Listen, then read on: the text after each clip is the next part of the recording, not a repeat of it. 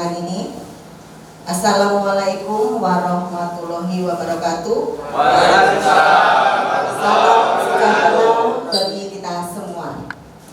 Selamat bergabung dengan kami di podcast BSN DIY dengan tema pembekalan fungsional BSN Partai Golkar.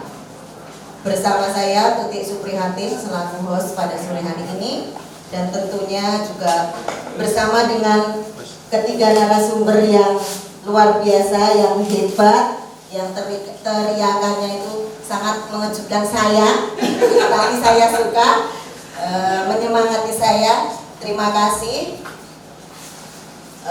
Saya ucapkan selamat datang kepada Bapak Syahmud Basri Ngabalin selaku Kepala Badan Saksi Nasional Pusat. Beliau akrab dipanggil dengan panggilan Bang Syahmud ya Bang ya. Jadi, oh ya Bang Sam lebih akrab lagi. Kemudian selamat datang juga untuk Kepala BSN DIY Mas Latif. Juga bersama dengan Pak John S. Kebana ini kalau beliau bicara itu tadinya ngantuk, jadi nggak jadi ngantuk. Terima kasih Pak John S. Kebana atas perhatiannya dan kehadirannya pada sore hari ini. Ya. Baik, kita akan lanjutkan dengan perbincangan ya. Kita santai saja ya sore hari ini. Kita nanti bisa tanya jawab. Kita teman-teman yang akan ditanyakan bisa nanti ditanyakan ke Pak John Keban atau ke Pak Bang Syahmud, itu sesuai dengan tema yang sudah ada. Baik, pertanyaan pertama saya akan bertanya kepada Mas Latif. Menurut Mas Latif, fungsi dari BSN dan target kemudian teknisnya untuk ke depan itu bagaimana? Tolong disampaikan dulu fungsinya terlebih dahulu. Oh iya. Oke, terima kasih. Fungsi BSN PG ini sangat jelas ya. Yang pasti yang pertama itu untuk rekrutmen dan pelatihan SDM, supaya nanti di TPS itu semua paham terkait tugas-tugasnya dan menempatkan kader-kader Golkar untuk menjaga TPS.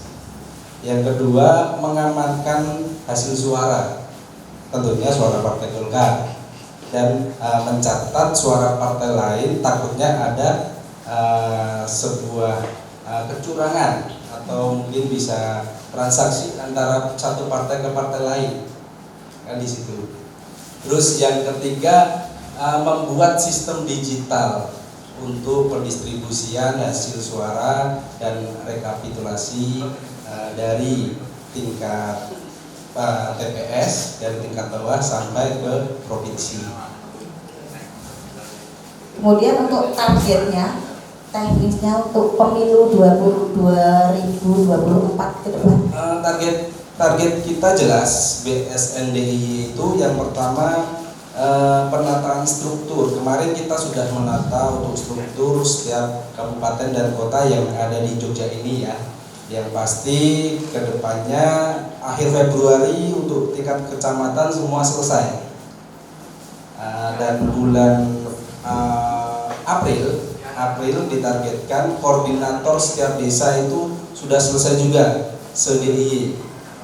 Dan bulan Juli penataan TPS sudah siap dan di situ diisi 10 orang setiap TPS-nya sesuai rakornis BSNPG, arahan rakornis BSNPG di Jakarta kemarin.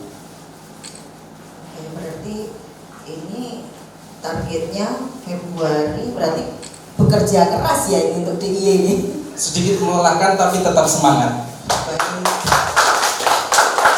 Semoga teman-teman juga ikut ikut semangat gitu ya, jadi tidak semangat sendiri dong. Iya. Di sini memang kita harus solid ya. Kita harus solid satu tujuan, satu frekuensi, karena tujuannya cuma satu, Golkar menang, Erlangga presiden.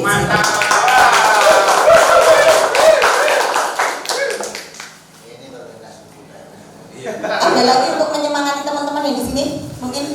Yang pasti teman-teman semua sama, teman-teman pasti semua semangat. Apalagi ini kader-kader muda dari Jogja ini yang luar biasa, yang perlu kita apresiasi ya untuk semua untuk semangatnya dan untuk semua ide gagasan-gagasan yang dilahirkan teman-teman pemuda yang ada di Jogja ini. Oke, baik. Jadi kita bersemangat bersama-sama ya. Kalau Pak Gandung pernah ngendiko rawi-rawi rantas, malang-malang putung, jangan malang-malang mutung. Kita bersemangat bersama-sama ya teman-teman. Baik, pertanyaan kedua ini untuk Pak Jendral. Bapak mau ditanya apa? Terserah Tuti saja. Apa? Adakah perbedaan Pak sebelum dan setelah ada BSN? Tentunya kan tahun kemarin, pemilihan kemarin kan Partai Golkar sudah ada BSN-nya. Nah, apakah ada perbedaannya sedikit atau banyaknya? Gitu Pak. Baik, jadi BSN ini lahir dalam sebuah proses kontemplasi partai yang panjang. Setelah melihat proses pemilu yang terjadi, para saksi-saksi kita bekerja tidak maksimal, tidak optimal pada saat pemungutan suara di TPS, dan kita menemukan banyak suara-suara kita yang diambil oleh pihak-pihak lain. Bahkan banyak TPS juga kita ada saksi kok TPS tidak ada suara. Itu saya temukan karena saya lama di bidang pemenangan pemilu. Saya evaluasi seluruhnya.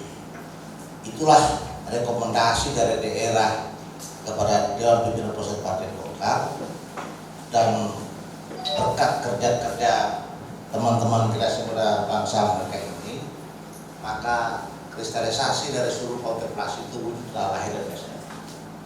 Jadi BSN ini merupakan amanah partai. Diharapkan dengan BSN Badan Saksi Nasional secara terorganisir, maka kerja-kerja pengamanan suara kita di sekitar TPS tentunya diharapkan jauh lebih baik. Itu harapan kita.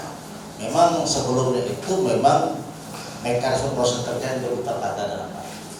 Nah, kali ini bangsa dan teman-teman sudah berkoordinasi dengan ketua umum dan ada apresiasi yang positif, dan ini kita berharap bahwa mesin BSN ini akan bekerja produktif dan efektif.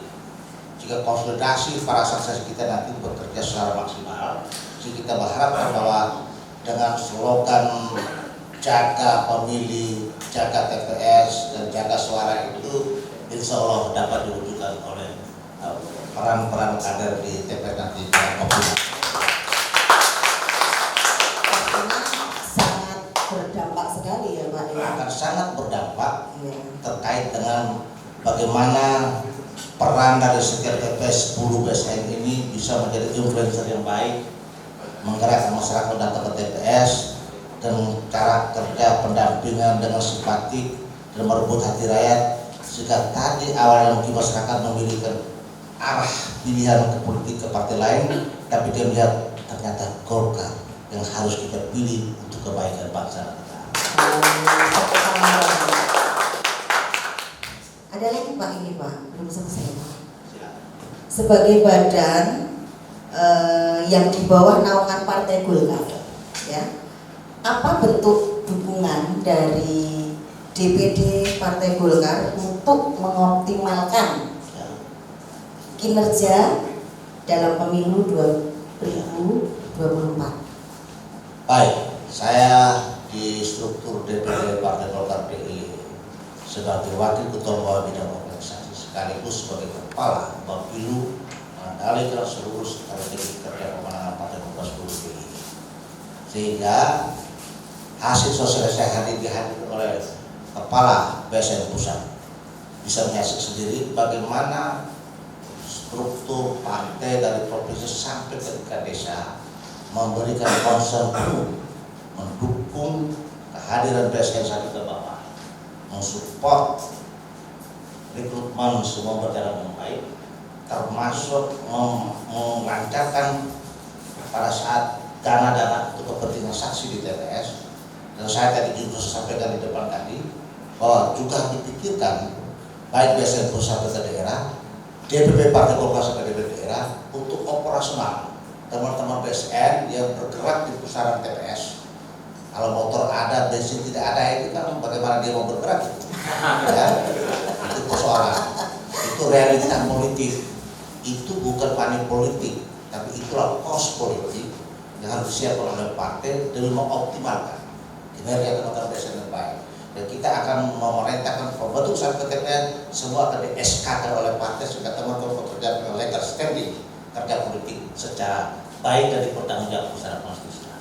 Itu dukungan komplek dan saya minta Pak BSN daerah DIY berkoordinasi dengan Partai Golkar, bahwa Provinsi Partai Golkar dan juga Kabupaten Kota sehingga tugas melakukan pendampingan dalam rangka memfinalisasi pembentuk kader beberapa partai kecamatan, desa, kelurahan, berhubung sampai ke tingkat RT itu sehingga mewujudkan kedekatan emosional, relasi yang dekat antara BSN dan struktur partai sehingga kemudian pada waktu pelaksanaan tugas teman-teman itu akan mendapat apresiasi dan kepercayaan penuh dari struktur partai untuk menjalankan tugas-tugas epoksinya BSN dilakukan dengan baik.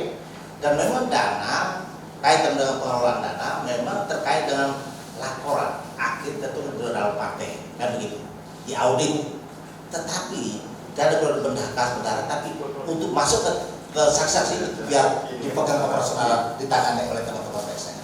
Jika dengan demikian ada delegasi terbuka kepercayaan yang menunjuk bahwa sinergisitas antara teman-teman BSN partai berjalan secara harmonis jika semua bergerak bersama untuk mewujudkan kemenangan partai.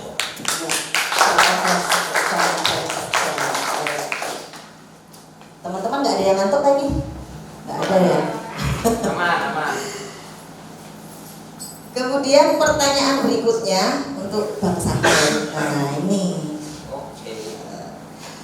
goalnya BSN itu apa sih Bang? Kemudian kalau tidak salah saya mendengar bahwa BSN itu sudah punya parade baru untuk menguatkan kelembagaan ya Bang ya. Kelembagaan BSN sampai tingkat TPS terbawah ya Bang ya. Nah, goalnya apa Bang? Yang pertama, Assalamualaikum warahmatullahi wabarakatuh. BSN ini hadir karena kebutuhan. Kenapa hadir karena kebutuhan? Karena dari pemilu ke pemilu, saksi itu menjadi problem yang sangat mendasar di Partai Golkar. Kenapa? Karena tidak ada garansi jaminan untuk memastikan bahwa suara partai itu akan utuh mulai dari TPS sampai dengan perhitungan akhir. Oleh karena itu, kegelisahan itulah melahirkan gagasan melalui Munas 2019 untuk menghadirkan BSN DPS dan seterusnya.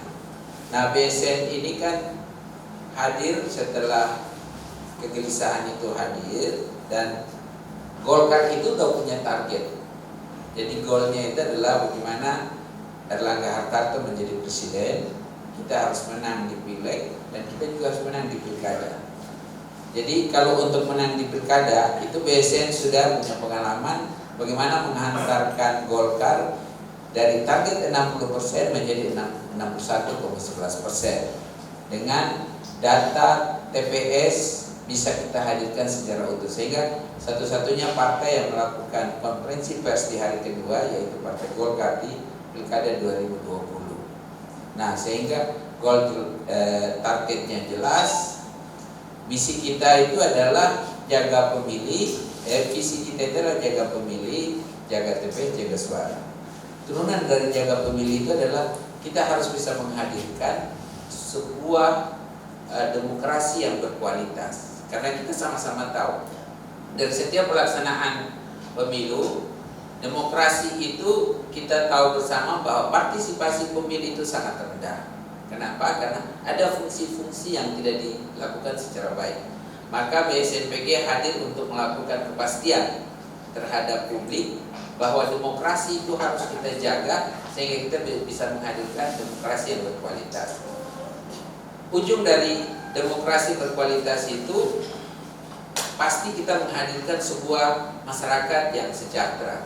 Kenapa? Karena memulai sebuah kebijakan, baik itu legislatif, eksekutif, yudikatif, itu kita mulai dari TPS. Ketika pemilu di TPS itu sudah ada manipulatif, maka ke atas dan seterusnya itu akan terjadi manipulatif yang tidak bisa kita kontrol. Maka kehadiran BSN melalui kebijakan partai, kita coba untuk memastikan bahwa BSNPG itu hadir untuk kepentingan bangsa melalui partai.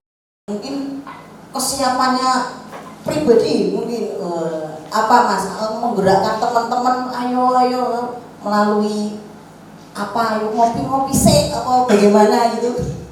Enggak. Ya, dengan adanya support dari DPD, secara pribadi saya semangat dan antusias ya. Apalagi ada satu kalimat ya yang mungkin perlu kita benar-benar pahami.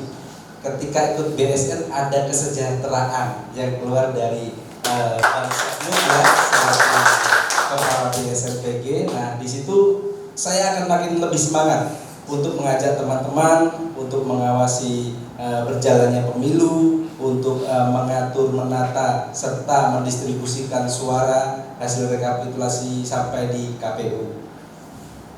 Ya, sementara seperti itu. Itu sementara yang sudah luar biasa. Yang sudah luar biasa. Karena nanti itu akan terjadi besok tahun depan, Februari 2024. Iya, baik. Terima kasih sekali. Karena harus dimulai dengan peta. Iya. Kita akan buktikan nanti, Pak. Iya, kita buktikan.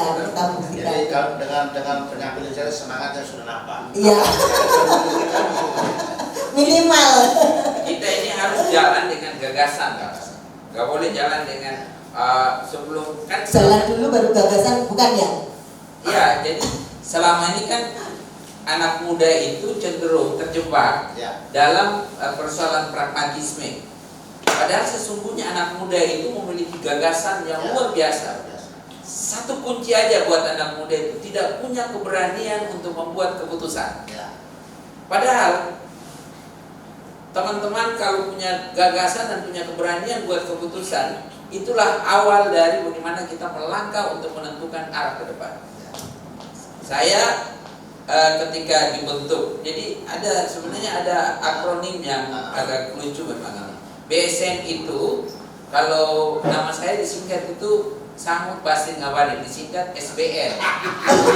Terus ini disingkat Badan Saksi Nasional. Tinggalnya di BSD. Jadi saya tidak tahu apakah itu menjadi salah satu dasar sehingga saya ditunjuk menjadi kepala BSN.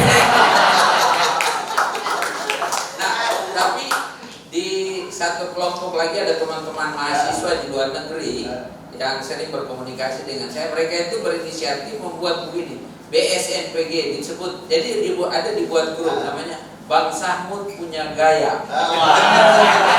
BSNPG itu Bang Sahmud Ngabalin Punya Gaya. Itu ada grup WA-nya yang dia buat. Jadi teman-teman luar negeri ada yang sekolahnya di Turki, ada yang sekolah di Inggris, di mana-mana kita komunikasi. Dan alhamdulillah teman-teman itu hari ini sudah mendeklirkan diri untuk masuk sebagai BSNPG luar negeri. Ini sudah ada di luar negeri, walaupun kita masih belum punya kepastian untuk ini, tapi dengan optimisme, dengan gagasan, ide, maka ketemulah kita di situ, terbentuklah itu. Sehingga kemenangan Partai Golkar itu bukan persoalan pembiayaan sebenarnya, Pak. Tapi bagaimana kita mengeksplor apa yang ada dalam kepala kita untuk kita menghadirkan sebuah kemenangan itu dalam konsep supaya kita buktikan itu nanti di 2024. Ya. Jadi nggak ada yang susah. Ketika yang susah itu berawal dari kita. Sesuatu yang kita sudah sulit, maka dia akan jadi sulit. Tapi kalau kita sudah mendeklar bahwa itu bisa kita pecahin, pasti bisa dipecahin. Apapun ceritanya. Boleh dicoba, nanti kita bicara on offline. Ambil ngopi ya. Ya, sambil kopi kita. Ini sebuah channel. Ini teman-teman ada yang mau bertanya nggak ini? Nggak ada? Ada nggak ada? Nggak ada. Oh nggak ada. Nah, kalau nggak mau bertanya, saya bertanya ini. Siapa yang hari ini memilih pertama? Nanti di 2024 atau ada yang pernah sudah 2019 itu ikut memilih? Semuanya Di ruangan ini. Semuanya ada. 2019 sudah memilih. Ya. Nah, saya tanya siapa YMPGD yang pakai topi, Mas? Saya. Nah, siapa namanya, Mas? Tolong dikasih mic-nya. Pak, izin ya, kita komunikasi langsung. Oke. Oke. Baik.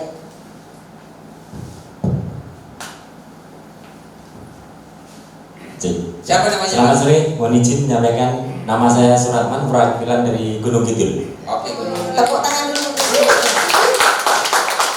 saya tanya lagi, kecamatan apa?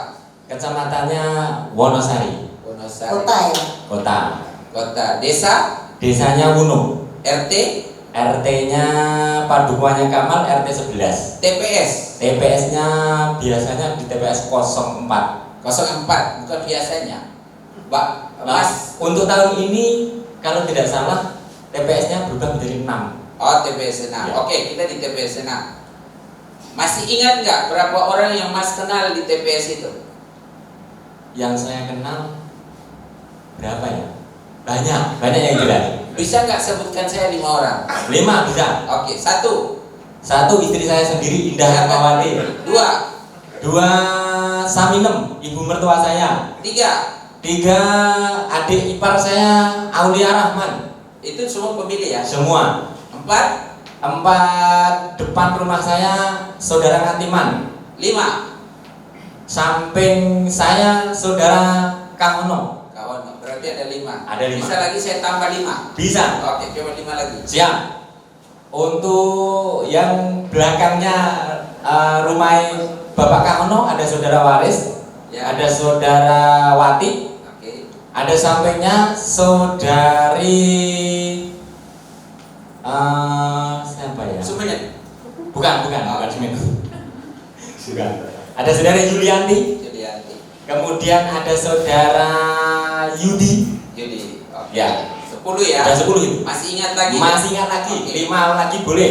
Oke, nanti setelah ini di off air Ya. kita akan bicarakan supaya saya ingin jabarkan Ya. peningkatan dari penyebutan nama Mas itu untuk kita buat menjadi sebuah institusi yang kita nanti menang di pemilu 2020. Amin. Oke. Siap. Baik. Baik teman-teman, terima kasih dari Gunung Kidul ya. Mengingat waktunya terbatas dan dibatasi, mungkin podcast sore hari ini cukup sampai di sini. Mari teman-teman kita bersama-sama noto lahir, noto batin, dan semangat. Jangan noto hati, noto batin, tidur jangan. Terima kasih untuk narasumber kami, Bang John dan juga Mas Nati. Terima kasih. Akhir kata, wassalamualaikum warahmatullahi wabarakatuh. Salam sejahtera bagi kita semua. Oh iya, aduh lupa. BSN